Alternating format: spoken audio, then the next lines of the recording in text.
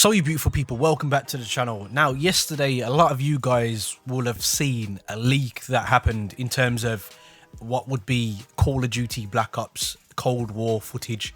Now I've saw the footage myself and a few people have been in contact with me, but specifically one person which I'm not going to name for obvious reasons, but previously we've had a conversation and the leaks are shared on my channel actually became true. So they seem like a reliable source, but at the same time, this video is going to be a portion of speculation and you need to take it with a pinch of salt. It's probably the best thing I can say to you guys. But yesterday we had that leak footage of someone apparently playing a pre-alpha build of Call of Duty Black Ops Cold War. Now, the first thing I'm going to note to a lot of you guys is there was several people saying, well, that tank looks too modern and this and that. Those, I've been told, are only placeholders. No actual textures have been laid into that fully for the Cold War version of the game as of yet. It's literally just to get graphical nature to the game so you can see what is going on, and obviously from there they build up with textures and all sorts of stuff like that. A particular weapon that's been brought to my attention that we are likely to see within the game is going to be the Daewoo K2, which was a South Korean AR. It was actually started its production in the early 1970s as a prototype, and this gun came on to replace the M16A1 that all of us know and love from Black Ops, but it was mainly used in the 1980s and shared similarities between the Stone 63's fixed ejector and the Fowls gas plug, and it was also imported into the US in the 1980s. In terms of multiplayer, I've been told that there are no specialists slash operators, which is really good news to most of us if this is actually true.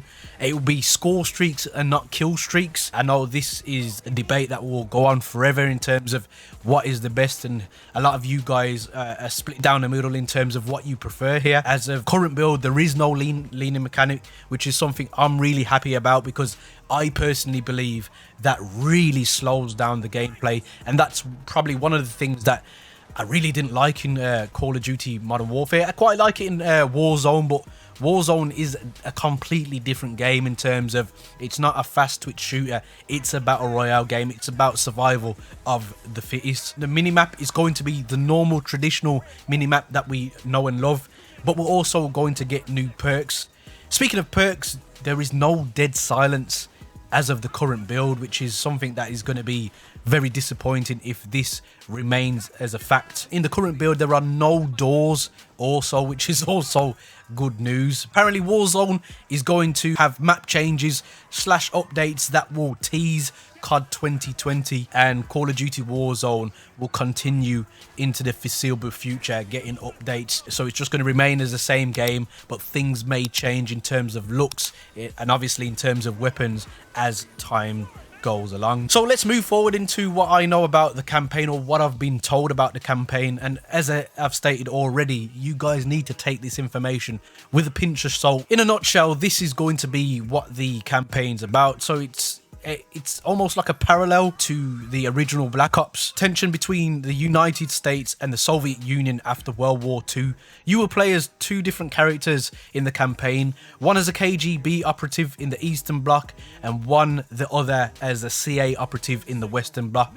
Both are allies with the same goal: to stop the spread of communist power from the USSR over the region. As a spy, you don't exist and your missions are top secret. The dark operations of the Cold War. Similar to the story of Black Ops 1, COD 2020 is a parallel universe, as if its events are happening but you witness them from a different angle. You will meet Frank Woods in the game. Latest leaks confirm a younger version of this character played by a voice actor, but he is not a playable character. No info about Mason and Reznov at this time. The campaign story is much more diverse than Modern Warfare. Estimated to be around 5 hours, a huge portion of this main campaign is in the Western Bloc, in the snowy cities of Berlin and Russia, and the Eastern Bloc portion of the campaign will be taking place in Vietnam. This game is almost a copy of Black Ops 1, but with a new story to tell, which makes me think it's effort to soft reboot the Black Ops series. In terms of the Vietnam missions, around 30% of the game is going to be set in Vietnam. Players will not witness the war from start to end. You will be be there for about 4 chapters of the story. One of the missions, apparently you will be trying to rescue a prisoner captured by the Viet Cong, and I've been told you guys need to go onto Google and search Operation Rolling Thunder, as this is going to be the final event in the Vietnam portion of the campaign. So as I've previously stated, this is speculation, take it with a pinch of salt. However, the particular source I have, they have been pretty accurate in the past. I'm gonna place some bets on portions of this information being accurate, and it would kind of, you know, coincide with all these leaks that we've recently had, which I personally believe are on purpose. They're staying pretty quiet at the moment in terms of Call of Duty 2020. Usually we have information about the next Call of Duty in May. May has come and gone, and we're now in June, and I know we've got a lot of things going on in the world that are more pressing issues, but I'm sure we'll find out some stuff soon. So guys, let me know down in the comment section if you believe any of this to be true, and if so, which is the portion that you most want to see in the next implementation of Call of Duty 2020, which is Black Ops Cold War as we know now. Very exciting news, and I'll bring you more leaks as they come. Guys, there are many buttons you can hit, but a like and subscribe button, I hope they tickle your fancy, and as always guys, don't forget to stay on the right track. Peace.